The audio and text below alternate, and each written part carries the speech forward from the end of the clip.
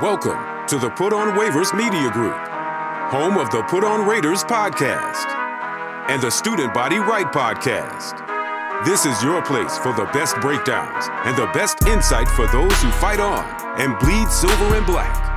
Now, here are your hosts, Dwayne Douglas and Ryan Holmes.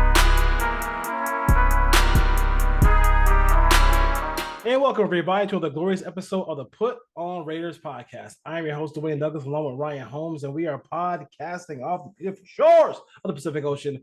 It actually was a beautiful day, beautiful weekend out here in Southern California. POR SBR is my Twitter handle, and RHOLM22 is Ryan. Please make sure you rate, review, and subscribe to the podcast where on iTunes or wherever you get your podcast, and then also leave a like hit that alarm button, leave a comment, helps grow the show that way as well. Ryan, how you doing today? Good. I saw the sun this weekend. That's in Southern California. It's weird to say that, but we're only at 361% of our yearly rain so far, and it's on March 26th. So yeah. I didn't know that I lived in Seattle. When I want rents to reflect the weather outside. Yeah, exactly. If we're gonna pay for the sunshine tax, I want to see the sun. Without question about that. I want to say, hey, listen, we don't usually do birthdays, but you know this channel is USC football and Raiders. One of the best. Whoever did it for both. Marcus Allen was his birthday today. Also born in San Diego. San Diego State makes the Final Four for the first time, so shout out to them. And then also just our condolences to, not condolences like he's gone, but I know the battle is going to be tough for Foster Moreau, who found out he has cancer. So we wish Foster Moreau the best of luck in that battle with cancer. I think we've all had somebody in our family who has dealt with that before, so we definitely want to give him keep him in our thoughts as far as that goes. So it was interesting, and it was a little bit of a delay for Jimmy G to be named the Raiders quarterback officially, but he was signed on the dotted line once they got everything done. It was not the same day that they wanted to do it, but they actually got it done. It was interesting to see another name and face and somebody else speaking at the podium as being the Raiders quarterback. What were your thoughts about Jimmy G's press conference and Jimmy G, kind of becoming a Raider, becoming a new signal caller for the Silver and Black? Yeah, it's official. They have a new quarterback. There's a new man at the helm under center. I thought, the press conference, I watched it live. I thought it was authentic. You got to see the side of Jimmy G that, what you think about him as a player or not is one thing, but he came off as a guy that's genuine. Yeah. That's there to earn his spot. You can see why his teammates like him a lot and why he's always had leadership qualities wherever he's been. That won't matter if he goes out and he doesn't play very well at quarterback, which we thought we just saw with the quarterback before him, who all of his teammates swore by, but he didn't play well. So it's off to a good start. He said all the right things. He handled the press conference very well.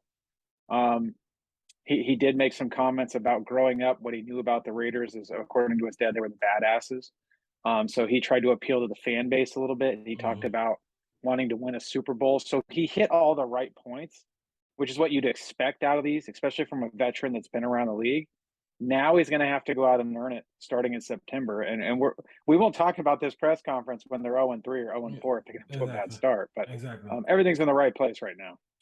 Do you feel like, I always get on the Vegas media a little bit, but do you feel like it's I think, maybe because I'm from the East Coast and like they just don't, they're unrelenting.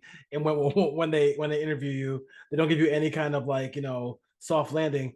But questioning, I think the first question you got to ask is like, are you here to be kind of a placeholder for possibly a young quarterback like you were in San Francisco? That's one question. I think the next question would probably be, why? How are you health wise, and why do you think this time around you're going to be, a healthy Jimmy Garoppolo? Yeah, I understand not asking about the quarterback behind him because there isn't one right now. I think that's more of a question after the draft if they do get one when you start talking to him. after the OTAs and the summer mini camps and stuff like that. But as far as his health, yeah, you would think that should have come up. Hey, was the press conference delayed because something came up in your physical, something Yeah. like that? But those questions weren't really asked. But it was more, the first time getting him out there, getting him in front of the media.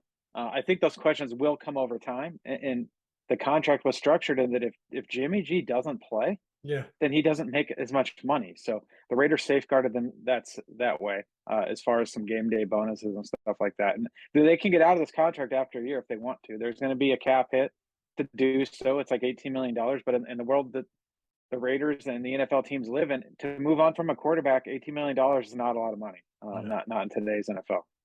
Excuse me. Schematically now, with the offense that Josh McDaniel runs, he got his quarterback, right?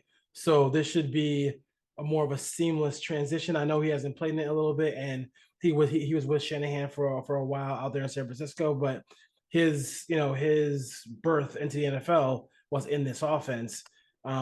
This should be more of a fluid offensive transition instead of having somebody who's learning it for the first time like Derek Carr was. He should be able to come right in and be able to get the ball where it needs to go and be able to read defenses and do what needs to get done. Yeah, I think the biggest thing that Jimmy G has going for him is Devontae Adams, Hunter Renfrow is still on the roster, and Jacoby Myers is coming from New England that just played in this. So the three weapons on the outside have played in this offense last year, basically. And then he's going to have to come in, understand maybe some nuances, some things have changed in the offense, but he's going to be able to pick it up pretty quickly. And then it's just going to come down to how well he can read defenses and understand what the defenses are trying to take away. That was something that Derek Carr struggled with, that he wasn't used to, teams double teaming the main target and taking him out right away and then having to make the next read in the offense early in the season. When you saw them double teaming Devontae and then double teaming Renfrow when Waller's out, and there's nowhere to really to go with the football. So it's going to come down to those players on offense executing. He's going to have to get the ball out on time. He likes to work the middle of the field. Yep. And the understanding with Jimmy G is he needs a running game. The Raiders have that. They're going to have to rely on Josh Jacobs. They're going to have to rely on the play action. And to me, the question is still the offensive line. The Raiders haven't really addressed it for the second straight offseason. And then the other question is Jimmy G needs that safety valve. There's no Rob Gronkowski on this team. There's no George Kittle on this team that he can get the ball to quickly over the middle of the field. That big that security blanket tied in isn't there. So maybe it's Austin Hooper who they brought in. Maybe it's O.J. Howard, but O.J. Howard hasn't really caught a lot of balls basically his entire career over the last 3 years. I think his season high is 14. He's more of a run blocker at this point. But they have the pieces on offense to be able to move the football provided the protection holds up. Knowing the quarterback is always hurt and knowing that he's coming off an injury, you would think they put a lot more assets into that offensive line. I still think offensive tackle at 7 is still in play here. They have to keep Jimmy G upright. That's gonna stink for a lot of people. But I mean, it would stink for me because I don't want them to do that either. Yes, I don't want to do that either. So, speaking of offensive linemen and keeping Jimmy G upright, Jermaine Illuminor kind of let the cat out of the bag that he's a guy who the Raiders are gonna bring back. And it's interesting because they also brought back a guy who Raider fans don't want to see come back in Brandon Parker. So do you feel like, and this is what I think when I'm looking at this team, I'm saying to myself, they brought back Illuminor, but they brought back Illuminor to maybe put him inside and then let Parker and Munford battle to right tackle to see how that goes. And if it goes terribly, then they know they have the ability to have Illuminor go out there and play tackle. I think for him, if he signed back with the Raiders, I'm not sure if they had any assurances or whatever, but like I think he came back to play tackle. He even said it in his tweet that he and Colton Miller want to be the best tackle situation in the league. I'll say this: he is a better tackle than he is guard. He played guard 2 years ago, and he's not much of a run blocker inside. He's not going to move those big bodies. He's more of a get in position, steal the guy off, but you're not going to get big movement in the running game. And the Raiders are going to have to run the football. So I think if you move him inside, you're taking away an aspect of the run game And I think he's coming back to play tackle. I've seen the contract. It's like a little over $3 million for 1 year, which is not a lot at all to pay for a right tackle or a swing tackle. I do understand the Brandon Parker move based on the contract. It was like $1.5 million. It wasn't a ton of money. What happens if Colton Miller gets hurt, which the Raiders haven't had to deal with since his rookie year? Like, there's no one else on this roster. Brandon Parker actually played better as a left tackle than a right tackle. So if he makes the roster as a fourth tackle that has the ability to back up Colton Miller, I'm okay with it, as long as he's not starting at right tackle. So the money was right, the opportunity to keep developing him and hoping, if something ever did happen to Colton Miller, you have an option. Not that it's a great option, you have an option. And if the Raiders do, that's why, to me, I think Skoronski and Paris Johnson are both options at 7, because you can plug them in at right tackle. Yeah. If God forbid something happened to Colton Miller, you can slide either one of them over to left tackle to get through the season or get through a few weeks, however long, if Miller does get injured, it gives them flexibility. Illuminor could go over there if you want to, but I think they're probably better off keeping him on the right side. So the way the roster is constructed right now, I think a left tackle or right tackle, whatever you want, a tackle is in play at 7. Yeah, and that's not. Yes, I know. I don't want to hear it, but yes, it's the truth. It's the truth. We have the truth tells on this show. We can't just skirt around it. There's people who say, "Oh, rebuild." Yeah, I mean, it's a rebuild. And I think it's a rebuild. I think it's interesting because it's weird, because the rebuild part of it for me is it's almost like I'm gonna rebuild this team, but as an offensive play caller, I'm gonna make sure I score points so nobody can't come at me, because they went out there and he made sure that he is stacking his offensive team to make sure he can score points. Because if they score 28, 30 points a game or whatever, they're in the top 10 in scoring Raider Nation. I'm not talking about yards. I'm talking about scoring offense. If they're in that category, then he can just walk into the office and say, after maybe another 7 and 10 season, hey, give me this off season to fix the defense, and we're right there, Mr. Davis. Just give me one more year. And I do think the way they're going about free agency makes you think that this is going to be a situation, Ryan, where they're going to be here for a little bit. Yeah, I mentioned that back towards the end of when they made the decision to move from Derek Carr last year in December. I mentioned that on one of our podcasts, that how do we know that there's not an assurance that they're getting another 2 or 3 years? Because some of the moves they've made made it with the thinking that, some of these moves you wouldn't make if you were on the hot seat. You knew you were one and done after this upcoming season. Yeah, exactly. I had someone on Twitter, mention yesterday about the Raiders cap spending, and there's still, the offense is over $50 million more has been spent on the offense and the defense.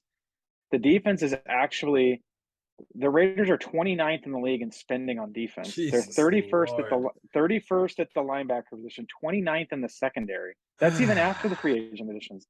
And they're 7th on the defensive line, and that's basically because of Max Crosby and Chandler Jones. So they're still not spending money on the defense. So, like, I've seen people mention Patrick Graham doesn't get it done this year, he's out. Well, Patrick Graham still has nothing to work with. And you can't tell me that 2 or 3 rookies and some bargain basement and some free agents, some duct tape, and want this to be a top 15 defense. They have to put resources into it. Today, I was driving around, and I actually started to try to talk myself into Jalen Carter if he's there at 7. And just saying, you know what, take a swing, and if you miss, you miss. I know they probably don't want to do that. Everything that McDaniels and Ziegler talk about in character and how they want people to conduct themselves as professionals, Jalen Carter hasn't done that. And by all accounts, he didn't do that at Georgia either. But they have a chance to get a true difference maker if they can build the right locker room and the right culture, because in New England, they did bring in those kind of guys. Yeah, they had a locker room set where they could. So maybe they risk it, no biscuit. But I mean, if you're not going to go a quarterback, like, get an impact player. And I'm coming around to the thought of Jalen Carter, knowing full well that it could completely blow up in their face. But there's a chance this is going to blow up in their face anyways. Yeah, I mean, didn't Barmore from Alabama have some questions as well too when he went to New England? So before that draft, so that could be their way they talk Corey into Dillon, you had Randy Moss, you had Aaron Hernandez. Like, there's a bunch of guys. There's a bunch of guys. So, like, I mean, we'll see. I wish they would go corner here. If they don't go quarterback, I wish they would go corner because I think the two corners, Witherspoon or the kid out of Oregon, would be really good picks there for the Raiders. So we'll see if they kind of bite on that part of it as well. So talked about free agency and scheme fit or financial fit. I mean, like I love when the media just jumps on the Raiders get somebody. Oh, he's a scheme. They're getting so and so from from the Dolphins because it's a scheme fit. They're getting it from because they need a human. They need an actual human body who fits the mold or fits the situation. But this is a situation, Ryan. I think pretty clear that this is about finances, and they don't want to spend. I think this is an offensive coach who we talked about it before. We had it with Gruden too. Like they don't want to spend money on defense because if you're a play caller and you don't score points, people are going to question your ability to call plays, and they want to score. And Josh McDaniels is going to make sure that he scores points and be damn the defense. This is about you talked about how much money they didn't spend, but scheme fit versus financial fits here on this Raider free agency. Scheme fit's a cool word that you can throw around on Twitter and act smart. Yes. Yeah. I did. There was an article that came out about an hour ago. Tayshaun Reed interviewed Dave Ziegler, and Dave Ziegler talked about giving out 2-year contracts to a couple guys they thought fit the scheme and all that. My question to Dave Ziegler would be 60% of the roster was guys they brought in last year. Were those guys not scheme fits? Were they just random scrap heap guys they signed and threw out there on the field? Because this was mostly their roster last year for the most part, and they got rid of a lot of those guys. And talked about, well, I didn't have to sign a lot of guys to 1-year deals this year like I did last offseason. You still signed those guys, and they still didn't work out, and you knew what the schemes were. So I don't believe in that, honestly. Like, there are guys that fit the schemes, but you can tailor the scheme around guys as well. And every guy they signed isn't a scheme fit. It's someone who's willing to take a 1 or 2 year deal with very minimal signing bonus money up front, who's looking for an opportunity to play. Like, I love Duke Shelley, but do I want to go into the season and have Duke Shelley starting as an outside corner right now? No, I don't. No. I don't want to do that. And then I brought up last year's roster, and I'm looking at the defense. The guys they brought in. Was Andrew Billings not a scheme fit? Bilal Nichols didn't really do much. Was Jayon Brown not a scheme fit? Rock Ya-Sin? Like, all these guys they signed to play significant roles. Anthony Averett, I have to assume those were scheme fits last year when they signed him, and none of them worked out.